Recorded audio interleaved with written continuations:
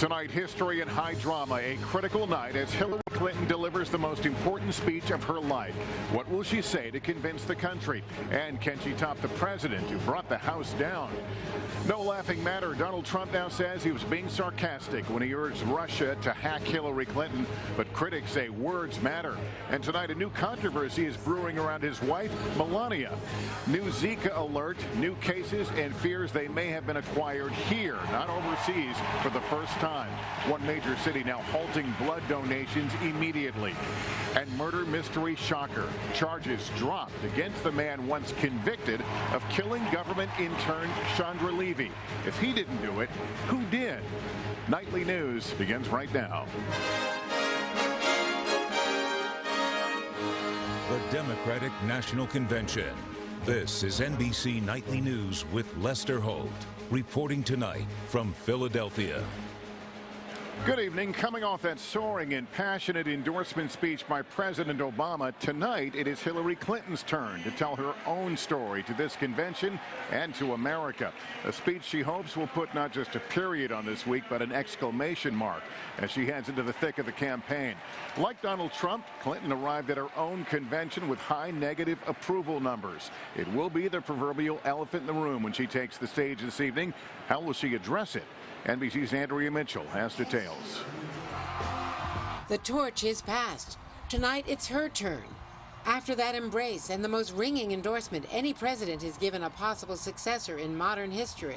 There has never been a man or a woman, not me, not Bill, nobody, more qualified than Hillary Clinton to serve as President of the United States of America. Now it's on her. New images of Clinton with the president backstage. Then watching him deliver his speech. She's been preparing hers for weeks, but afterwards went immediately into rewrite. Her top challenges tonight: make the case she can be trusted. In our latest poll, Donald Trump beating her on honesty by 2-1. She will acknowledge the problem tonight, as she did recently. A lot of people tell pollsters they don't trust me. She knows she has to work on that? I think she's going to acknowledge that there's a lot of voters out there that are probably not that enthralled with Donald Trump, but may remain skeptical of her. Her second challenge: make a sharp contrast with Trump's message. What the campaign says is his focus on himself. I alone can fix it. As I recall, we had a revolution to make sure we didn't have someone who said, I can fix it alone. But perhaps Clinton's biggest challenge not being overshadowed by the powerhouse lineup that has already gone. Her husband with his personal storytelling. In the spring of 1971, I met a girl. Michelle Obama. What I admire most about Hillary is that she never buckles under pressure. And the closer, President Obama. You can't afford to stay home just because she might not align with you on every issue. You've got to get in the arena with her, because democracy isn't a spectator sport. America isn't about, yes, he will. It's about, yes, we can. Right now, the campaign knows this race could go either way. Tonight, a critical moment to have the stage to herself and millions watching. What Hillary Clinton needs to do is what her husband was the best at: marry up her biography with what she wants to do as president. It sounds easy, but she's never come easy to her. And one more challenge for Clinton. When voters say they want change, how can she persuade them she isn't the status quo? Lester. Andrea Mitchell on the convention floor. Thank you. And Hillary Clinton's speech tonight will be tough to top the stem winder delivered by her on her behalf by President Obama. She needs him to help her win in November, and he needs her to help cement his legacy. All of that converging in a rousing rebuke of Donald Trump and an appeal to Republicans from the stage behind me. Here's NBC's Peter Alexander. Barack Obama. It was one of the biggest speeches of his life, and this one wasn't about him. Tonight, I ask you to do for Hillary Clinton what you did for me. I ask you to carry her the same way you carried me. A speech to preserve President Obama's legacy in the hands of a trusted heir. But in this chaotic campaign year, there were other goals too. With Donald Trump such a controversial candidate, the president wasn't just targeting Democrats.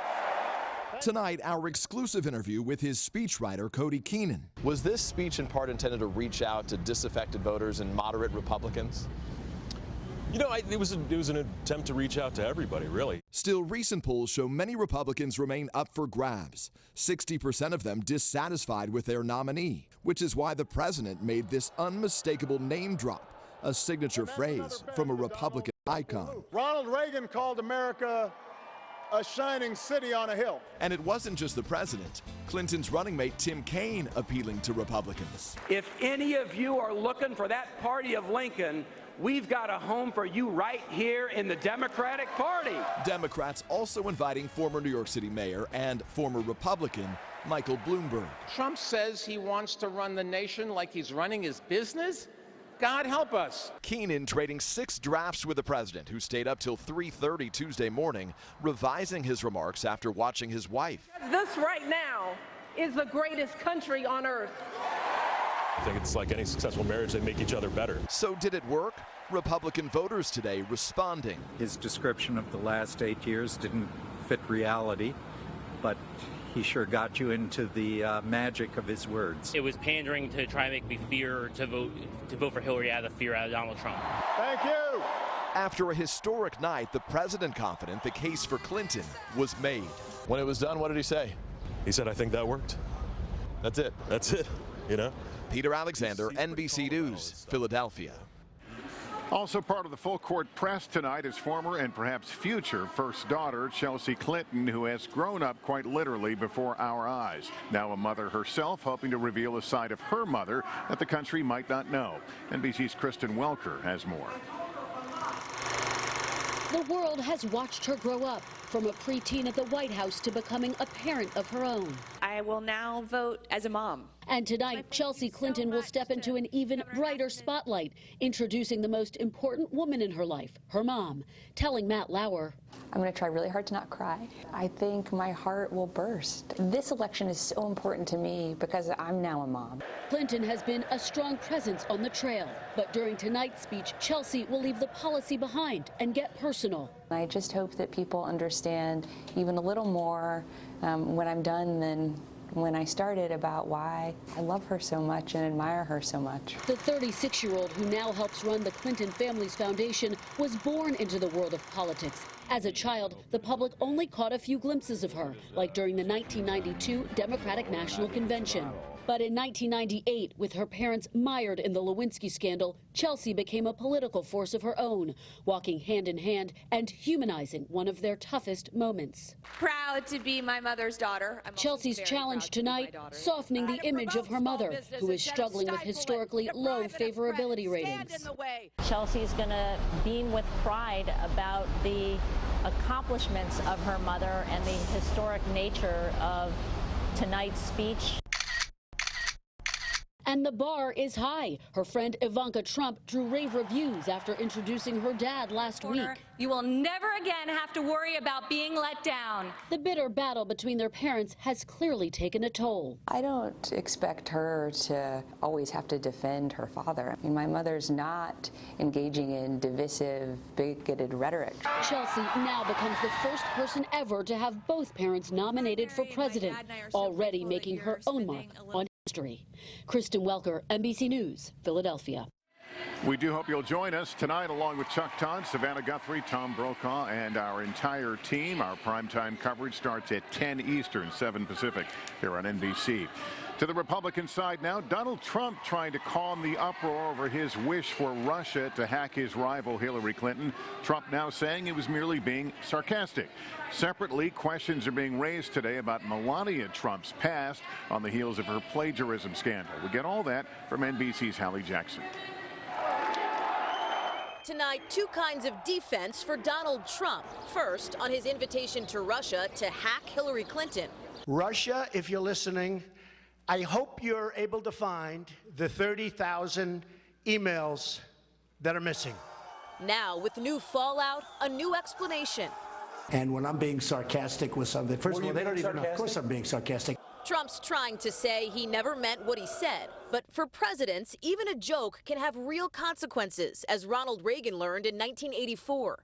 I've signed legislation It will outlaw Russia forever. We begin bombing in 5 minutes. He wasn't serious, but the Soviet Union was. It resulted in a Soviet red alert. There just isn't much room for error, and that's why matters of international relation have to be conducted with due seriousness. Trump also facing fire about something else. Charges his wife didn't actually get the architecture degree she claimed in her online biography. Those questions surfacing after her convention speech last week, in which she used some of the same lines Michelle Obama did in 2008, and the college graduation claim appearing in the official RNC program.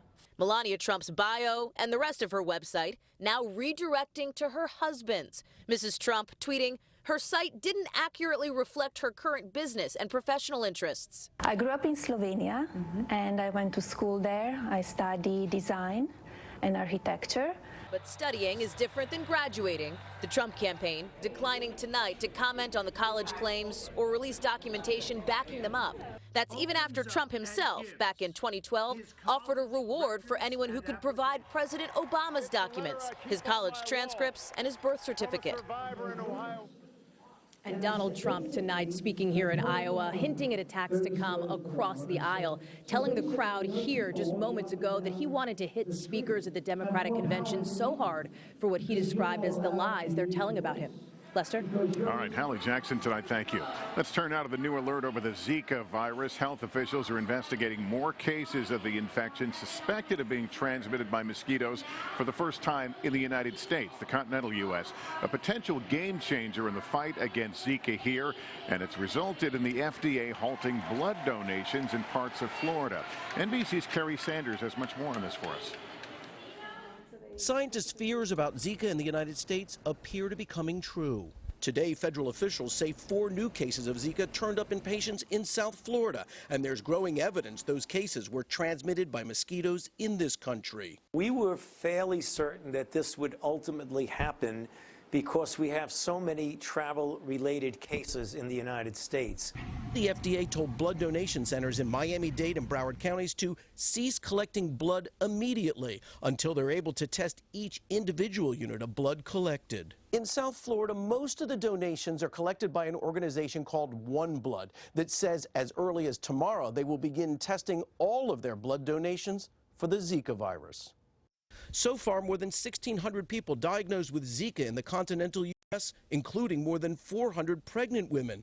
But those cases were contracted by people traveling into the U.S. from other countries or Puerto Rico.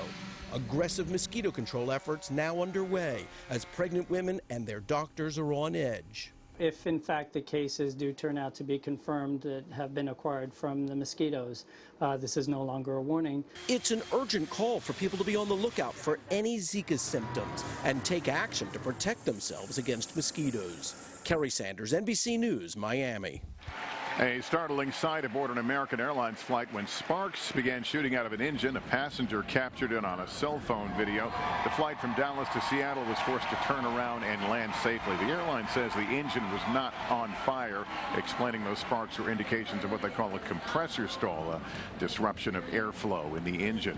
An emotional day in Baton Rouge, Louisiana, as Vice President Joe Biden joined hundreds of others to honor 3 law enforcement officers killed by a gunman in a shocking ambush over a week ago. Attorney General Loretta Lynch was also on hand at the memorial for officers Matthew Gerald and Montrell Jackson and Sheriff's Deputy Brad Garafola. Still ahead tonight, a stunning reversal in the infamous murder mystery that gripped the nation. Why the man convicted of killing Washington, D.C. intern Chandra Levy is now going free. Also caught on camera, what is that mysterious light in the sky? It caused quite a frenzy. We'll tell you more about it when we come back. A stunning twist has thrust an infamous murder mystery back into the national spotlight. It was the summer of 2001, in the months before 9/11, when the country was consumed with the disappearance of government intern Chandra Levy. Now, all these years later, prosecutors are dropping charges against the man once convicted in her death. Our justice correspondent Pete Williams has late details. With no one convicted, Chandra Levy's murder remains a mystery. Killed while jogging in 2001 at age 24 in Washington on an internship. At first, police focused on a congressman, Gary Condit, who had an affair with her, but he was ruled out. 7 years ago, prosecutors charged Ingmar Guandike, an immigrant from El Salvador, here illegally, and serving a prison sentence for attacking 2 other women in the same park where her body was found. Guandike was convicted in 2010, but was granted a new trial when his lawyer said a key witness lied in court. But now, with his retrial scheduled to start in October, prosecutors are dropping the case. In a statement, they cite, quote, unforeseen developments that were investigated over the past week. Levy's parents were notified this morning. They have fought to keep the case open. I only wish that we can get the right person in, whoever did what happened to my daughter. Legal experts say the case has suffered from depending on jailhouse informants. Well, there was no forensic evidence. There was no DNA. There were no fingerprints. There were no witnesses, no security camera video footage, anything of that nature. Guandike will be turned over to immigration authorities who will seek to deport him. But Chandra Levy's murder remains unsolved. Pete Williams, NBC News, Washington. We're back in a moment with some beloved neighbors moving away after decades on this famed TV street.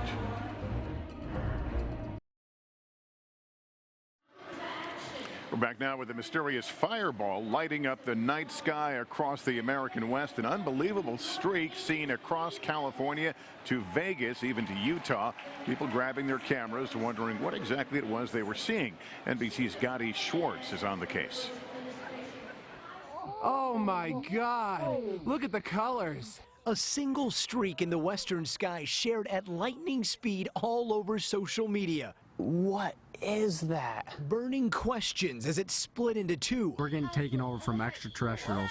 Not extraterrestrials, instead part of the most powerful rocket ever launched by China. What was that? Pokemon. Dude, it's a transformer. Most of the 5-ton rocket disintegrating, but some debris could have hit the ground. Sightings coming in from California, Utah, Nevada, Arizona. Oh my gosh. Documented in the age of the cell phone, a fiery re-entry from outer space into cyberspace. Gadi Schwartz, NBC News, Los Angeles. For decades, they've been the people in your neighborhood on Sesame Street. But now 3 longtime cast members have been let go. Bob McGrath, Emilio Delgado, and Roscoe Orman, known simply to fans as Bob, Luis, and Gordon. McGrath has been with the show since it premiered in 1969. Delgado and Orman joined in the 70s. The Sesame Workshop denies that HBO, where new episodes now air, was behind the move. When we come back, Hillary Clinton's long and challenging pathway to history on the stage here tonight.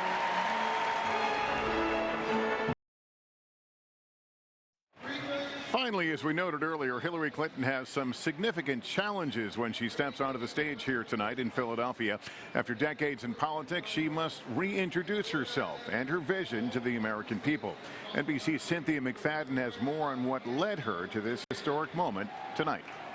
Tonight is Hillary Clinton's. After nearly 40 years in the public eye, with ups and women's rights are human rights and downs. You know, I'm not sitting here as some little woman standing by my man like Tammy Wynette. Tonight, she owns the stage. 24 years ago, when Bill Clinton accepted his party's nomination, Hillary Clinton did not even give a speech. The campaign is now making some hard decisions about how best to use her come the fall. Voters back then sorting out what they wanted from a first lady. When she got to the White House, she doubled up on roles, trying to please both critics and herself, picking the China and leading the charge for health care. By 1996, in his second run for president, she had moved into a speaking role. Yes, it takes a village. Her history, now part of our history. Betsy Eberling has known Clinton since they were little girls. She wrote me a very sweet note after my putting the vote in the roll call. This one's for you, Hill. 98 votes. Yes. She even said, I love you. It was very sweet. Her message to her old pal for tonight? I know you'll do well. Show 'em, girl. She's been doing that for a long time. They knocked the socks off everybody with sharply contrasting different styles. Doug Eakley was Bill Clinton's roommate at Yale Law School and remembers Bill and Hillary being partners for a mock trial. They won. Hillary, much more analytic, articulate bill, much more kind of aw shucks. And whatever else can be said, that partnership still going. Historians will one day write about this night, part of the arc of America's 240-year experiment. From the suffragettes to the men and women who saw that to leave half the people, the female people, on the political sidelines was a waste of talent the nation could not afford. Love Hillary Clinton or hate her, tonight says something about our nation that our children and grandchildren will study in school and argue about for years to come. Cynthia McFadden, NBC News, New York. That is going to do it for us on this Thursday night for now. I'm Lester Holt. I will see you tonight at 10 p.m. Eastern, 7 Pacific for primetime coverage of the Democratic Convention. For all of us at NBC News, thank you for watching and good night from Philadelphia.